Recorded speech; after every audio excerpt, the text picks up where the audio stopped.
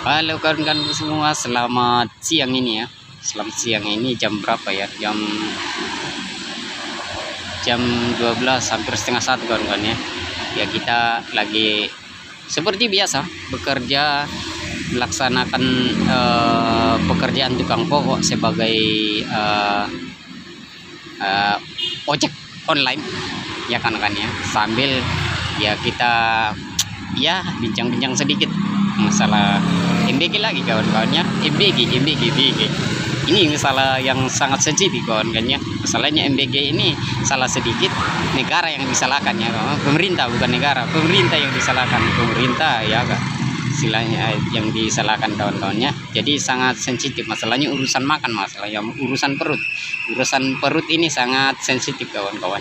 Salah sedikit negara yang disalahkan, orang keracunan negara yang pemerintah yang disalahkan, orang pemerintah yang disalahkan kawan-kawan, ujung-ujungnya ke pemerintah kawan-kawannya. Makanya secara pribadi ya oke, sebenarnya ya ini sangat bagus kawan-kawan. Ini pemerintah sangat memberi kita sangat memperhatikan kawan-kawan sebenarnya. Mereka itu sangat memperhatikan. Pemerintah itu memperhatikan makan kita, sampai makan kita pun diperhatikan kawan. Makan sehari-hari diperhatikan kawan. Cuma kalau makanan, aduh, itulah kawan-kawan ya. Ada sensitif betul karena makanan ini langsung masuk ke dalam perut. Aduh itu ya, jadi agak gimana ya sebenarnya ya. Ini sudah bagus sebenarnya, sudah bagus. Cuma ada cumanya di situ oke, sekarang kita akan bicara masalah perekrutan karyawan kawan-kawan ya. Perekrutan karyawan itu bagaimana? Saya hari ini akan membahas bagaimana perekrutan karyawan, karena perekrutan karyawan ini akan sangat mempengaruhi terhadap operasional, sangat mempengaruhi kualitas makanan, mempengaruhi sangat berpengaruh terhadap masakan yang mereka buat. Apakah mereka sudah punya pengalaman di bidang itu, di bidang permasakan yang paling bagus kalau mereka sudah pernah bekerja di mana, di tambang kawan-kawan, atau di pertambangan, bukan saya atau mereka pernah bekerja di catering yang besar melayani ribuan orang kawan-kawan. Itu kan punya pengalaman sangat lebih kawan-kawannya. Saya bukan merendahkan atau memandang orang-orang yang bekerja penjual makanan, penjual di pinggir-pinggir jalan, atau penjual rumahan. Saya tidak tidak menyinggung itu, tidak akan maksudnya tidak membuat mereka bahwa wah kita ini tidak bisa masak, bukan berarti begitu. Itu maksudnya karena makanan yang melayani makan ribuan orang dengan melayani memberi istilahnya makanan yang kita jual di lapangan itu kan paling berapa kawan-kawan, seratusan. Nah itu kontrolnya lebih mudah kawan-kawan dibanding dengan makanan yang ribuan. Ini makan bukan ribuan, jutaan orang. Di mana-mana bisa terjadi, bisa di Kalimantan, bisa di Sulawesi, bisa di Irian Jaya, bisa di kalau ada kasus satu orang, apalagi kalau sampai kasus masalah makan MBG bisa membuat orang mungkin meninggal. Ini kasus besar kawan-kawan. Jadi wibawa pemerintah akan turun kawan-kawan ya. Itu maksud saya kan. Jadi masalah MBG ini kan masalah orang yang kita lihat itu terlalu banyak. Jadi kontrolnya itu agak bukan sulit, tapi sangat sulit.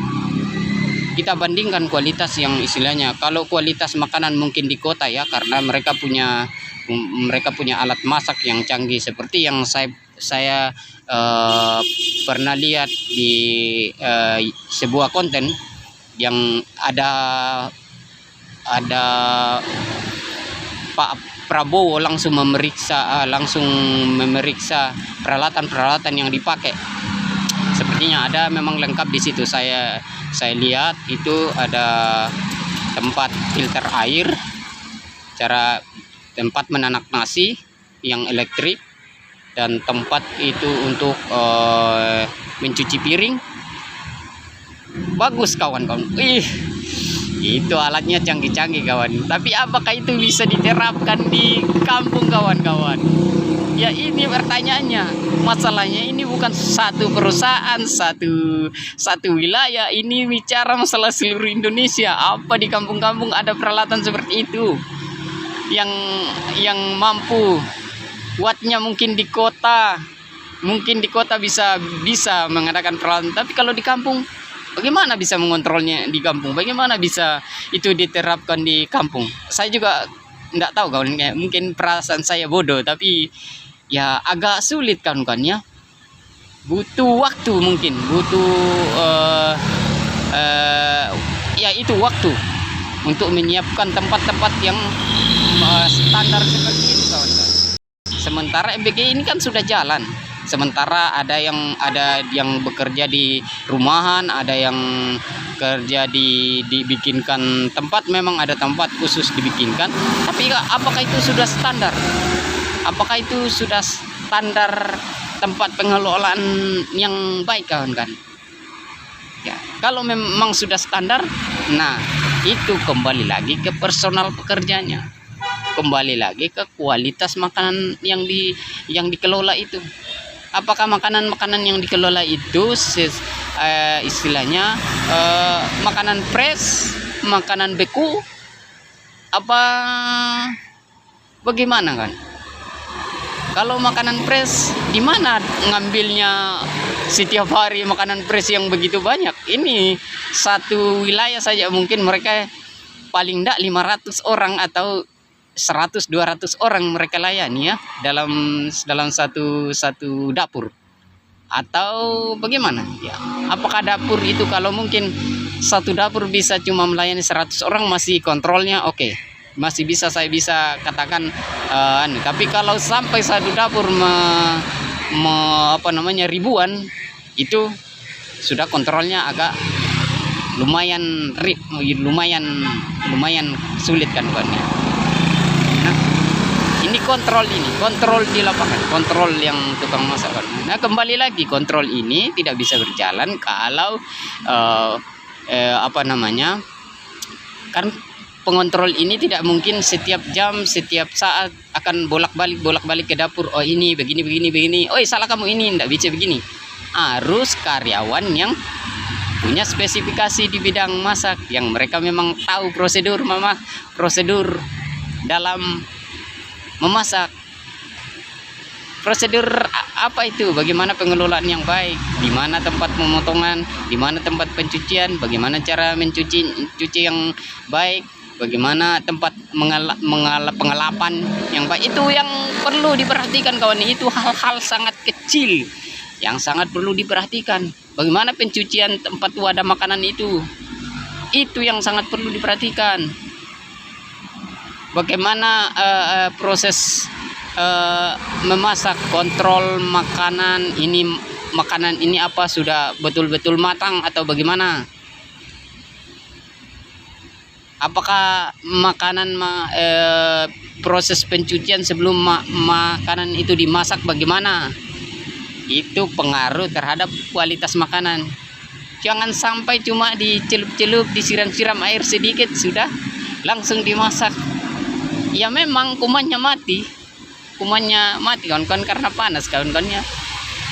Tapi kan ya nilai gizinya di mana kalau makanan-makanan yang disiapkan tidak betul-betul dalam keadaan bersih, betul-betul dalam keadaan ya istilahnya makanannya fresh kah atau bagaimana? Apakah sanggup menyiapkan makanan fresh setiap hari? Misalkan ayam, nah ini ayam baru dipotong ini, atau ayam beku itu ayam yang diprosenkan ya dikirim kemana-mana gitu.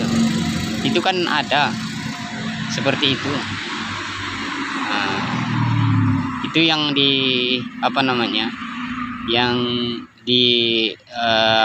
dipakai di perusahaan-perusahaan besar kawan-kawan. Jadi ya termasuk di catering di MBG ini tidak mungkin, saya tidak yakin bahwa makanan yang disiapkan itu adalah makanan yang fresh, barunya maksudnya kayak sayurnya baru dari pasar, dipetik dari pasar. Jangankan dari pasar, maksudnya itu sayurnya jangan sampai yang sayur-sayur yang aduh kualitasnya tidak bagus, buruk, kelihatan tidak bagus, biasanya sudah layu-layu, sudah kuning-kuning. Itu kan kalau sudah dimasak kayak sayur-sayur yang sudah layu, sudah kuning, sudah tidak kelihatan bahwa itu sayurnya itu awalnya sayur kuning-kuning, masih sudah tidak kelihatan kawan-kawan. Ya. Jadi itu semua memerlukan kontrol. Yang saya tekankan di sini adalah kontrol di tempat produksi makan. Kontrolnya itu yang sangat perlukan kan. Itu sangat berisiko karena di situ letak resikonya semua. Itu pun yang lain-lain yang istilahnya dari bagaimana di mana tempat didapat makanan itu, dari mana asalnya, dari mana itu kan bukan ya, itu lain lagi urusannya. Itu yang urusannya ini yang langsung, yang makanan yang matang kawan-kawannya. Kalau langsung berhubungan dengan yang makanan yang langsung berhubungan dengan berat, itu yang jadi masalah kawan-kawannya. Jadi di sini saya menekankan perlunya karyawan yang punya sertifikasi tentang cara pengelolaan makanan. Mereka perlu di hygiene dan sanitasi, training hygiene dan sanitasi. Mereka harus tahu bagaimana pengelolaan makanan itu dengan prosedur yang baik, tempat yang baik. Jangan sampai tempat-tempat mereka yang produksi makanan itu kotor minta ampun, tidak pernah jarang dibersihkan. Itu kebanyakan saya lihat. Memang kalau baru ya, peralatan baru semua bagus, oke lah semua. Tapi sebulan 2 bulan itu kan tempat-tempat yang di tempat pengerjaan itu kalau tidak pernah dibersihkan, maksudnya kalau tidak rutin dibersihkan tiap hari, itu akan kotor lagi kawan-kawan. Jadi menyebabkan banyak lumut timbul, banyak itu istilahnya makanan bekas, makanan itu akan busuk di mana, di sudut-sudut ruangan di mana gitu, akan menimbulkan kecoak masuk, tikus masuk. Dan tempat-tempat pengelolaan makanan tidak boleh ada tikus masuk, tidak boleh ada tikus, kecoak, itu harus steril. Kalau tidak steril, ya pengalaman saya di catering, saya bicara masalah pengalaman saya di catering, tempat-tempat yang tempat-tempat catering itu harus tertutup dari tempat masuknya binatang-binatang seperti kecoa, tikus. Nggak boleh ada itu kan, itu penyebab kuman itu kan ya. Jangan sampai kamu makanan yang kita sajikan itu sudah makanan yang belum, mungkin makanan yang disajikan itu sudah diinjak-injak sama tikus sebelum diproduksi. Maksudnya sebelum diproduksi, misalkan ditumpuk begitu aja terus ada tikus masuk, ya injak-injak begitu aja. Nah, itu kan semua gitu. Itu semua yang perlu diperhatikan. Hal-hal seperti itu ya, hal kecil itu. Hal seperti itu yang perlu diperhatikan kawan-kawannya. Jadi saya sarankan merekrut karyawan yang sudah punya pengalaman. Kalaupun tidak bisa merekrut karyawan yang sudah punya pengalaman di bidang catering, paling tidak di dalam misalkan ada berapa, 10 orang yang beroperasional di situ, harus paling tidak ada 3 atau 4 orang yang mengerti tentang pengelolaan makanan yang benar, cara mengelola makanan yang real, prosedurnya, kebersihannya, segala macam. Sudah pernah bekerja di catering yang melayani banyak orang istilahnya. Itu lebih bagus kan. Meskipun orang-orang yang pernah bekerja di hotel belum tentu bisa istilahnya, mereka sudah tahu prosedur, semua sudah tahu. Tapi kalau menangani makanan banyak ini, ya lain juga persoalannya kawan-kawan. Karena makanan pengelolaan makanan yang banyak itu rawan, rentan basi, rentan ada benda-benda asing yang masuk kawan-kawan. Ada istilahnya kalau tempatnya kurang bersih, terus ada sarang nyamuk, banyak lalat, banyak banyak serangga-serangga yang bisa masuk, ya itu kan bisa berkontaminasi dengan makanan. Dan makanan itu harus makanan yang sudah dimasak gitu harus ditutup dengan rapi sebelum kita bawa ke tempat pengemasan. Jadi tempat pengemasan itu ada tempat khusus kawan-kawan, supaya nggak kecampur sama tempat masak sama tempat pengemasan. Harus terpisah tempat